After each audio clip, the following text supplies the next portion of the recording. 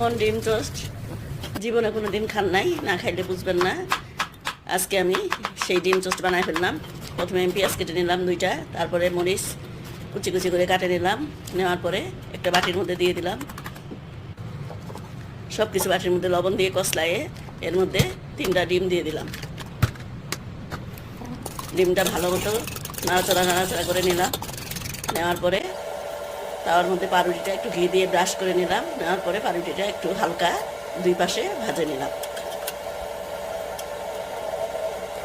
এখন উঠাই ফেললাম পাউরুটিটা। ওঠানোর পরে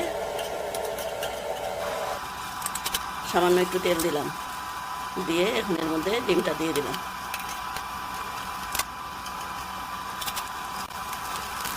একটু চিজ দিয়ে দিলাম, ডিমটা উল্টাই দিলাম।